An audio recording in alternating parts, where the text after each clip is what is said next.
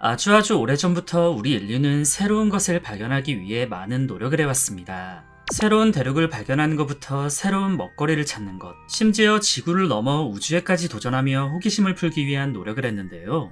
이는 깊은 바다 심해, 그리고 거기에 살고 있는 심해어도 마찬가지였습니다. 본래 인류는 깊지 않은 바다에서 얻을 수 있는 해산물 자원이 충분했기 때문에 굳이 위험한 심해까지 갈 이유가 없었지만 기술의 발달이 눈에 띄게 높아짐에 따라 심해까지 도전하게 되었는데, 사실 심해 탐사는 우주만큼 어렵다는 말이 있을 정도로 극한의 난이도였습니다. 해양학에선 수심 2000m 이상을 심해, 생태학에선 수심 200m 이상을 심해로 구분하는데요. 보통 200m부터 심해로 구분하며 여기에 살고 있는 물고기들을 심해어라고 칭합니다. 지금까지 알려진 심해어는 약 1300여 종으로 3만여 종이 넘게 알려진 어류 숫자에 비하면 극히 일부에 불과한데, 심해라는 곳이 워낙 탐사가 어렵다 보니 발견된 생물들도 그만큼 표본이 적은 것입니다. 비행기나 배를 만들어서 수백 개국의 나라를 이동할 수 있는 기술력, 수억 광년이나 떨어진 우주를 관측할 정도로 어마어마한 업적을 이룬 그동안의 인류를 보면 의외인 점인데요. 심해라고 해봐야 결국엔 바다, 우주도 아니고 고작 지구 안에 있는 바다를 지극히 일부분밖에 못 파헤쳤다는 게 조금 의아하실 겁니다. 일단 전문 스쿠버 다이버가 산소통을 매달고 잠수할 수 있는 깊이는 기껏해야 30m 안팎으로, 만약 이 이상 내려가면 높은 수압과 더불어 호흡곤란 문제가 겹쳐 생명이 위태로워질 수 있는데, 잠수함 같은 장비도 마찬가지로 아무리 천문학적인 돈을 쏟아부어 만들었다고 한들 내려갈 수 있는 깊이는 현재로선 한계가 명확합니다. 보통 10m의 물기둥 높이가 누르는 압력을 1기압이라고 하는데요. 바다에선 10m당 1기압씩 아래로 내려갈 때마다 압력이 기하급수적으로 높아집니다. 예를 들어 수심 30m에선 3기압, 10,000m에선 1000기압이 작용하는 식인데요. 심해가 시작되는 200m 부근에선 20기압의 압력이 가해집니다. 쉽게 말해 200m의 물기둥이 사방에서 온몸을 짓누르는 것인데, 이때부터는 웬만한 쇳덩이도 그 속이 비어있다면 찌그러질 정도로 강한 힘이 가해집니다.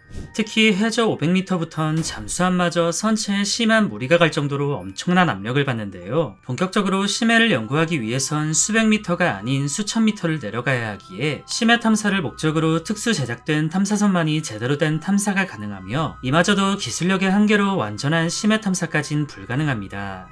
수심 4000m 부근에 다다르면 덤프트럭 10대를 쌓아 올려 온몸을 짓누르는 힘과 동일한 압력이 가해진다고 하는데, 만약 저게 쇳덩이가 아니라 우리 인간의 몸이었다면 어떻게 될까요? 이건 여러분들의 상상에 맡기겠습니다. 현재까지 발견된 심해어 중 가장 깊은 곳에 사는 심해어는 8178m 아래에 사는 꼼치류의 심해어였는데, 에베레스트의 해발 고도가 약 8848m, 에베레스트를 거꾸로 바다에 빠뜨렸을 때 거의 꼭대기층에 살고 있는 수준입니다. 이 심해어를 촬영한 장비는 일본의 해양연구 개발기구와 NHK사가 공동으로 개발한 무인 관측 장치로 초심해 수압에도 어느 정도 견딜 수 있는 부품이 사용되었다고 하는데요. 사실상 이 심해어가 현존하는 기술력으로 알아낼 수 있는 가장 깊은 곳에 사는 심해어인 셈입니다. 그런데 이쯤 되면 한 가지 의문점이 드는데, 단단한 갑옷을 두른 것도 아니고 연약한 신체를 그대로 드러내고 있는 심해 동물들은 어떻게 이 압력을 견디며 살아갈 수 있는 것일까요?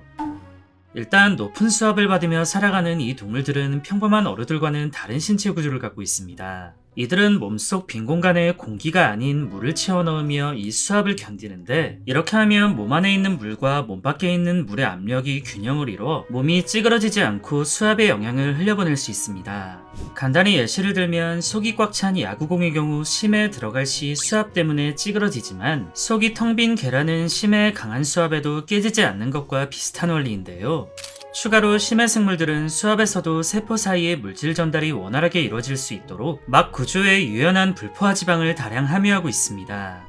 여담으로 심해어라는 말 자체가 워낙 공포스러운 느낌을 주다 보니 심해어는 전부 무섭게 생겼을 것이란 편견이 있는데, 초반에 말씀드렸듯 생태학에선 수심 200m부터 심해로 구분하기 때문에 우리가 즐겨 먹는 갈치나 명태, 그리고 대구 같은 애들도 따지고 보면 심해어로 구분됩니다. 물론 얘네들은 비교적 높은 위치에 사는 애들이라 심해어긴 하지만 심해어라고 하기엔 좀 애매하고, 진짜 지하세계에 사는 심해어들은 비린내가 굉장히 심하고 지방이 많아 설사를 유발하기 쉬워 식용으론 매우 부적합하다고 합니다.